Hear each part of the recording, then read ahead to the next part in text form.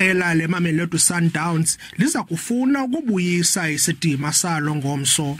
Eliqela lasekhaya libonakalise ukuzimisela ngelixa bebezilolonga. Umqeqeshi we-Chili Boys uDane uthi unalo iqhinga elitsha lokwethusa iMamelodi Sundowns. Look, I'm telling the players to obviously be brave after the loss against Arrows. I think for a couple of games now, we start off slow the first half, and the second half we seem to come out in a better mindset.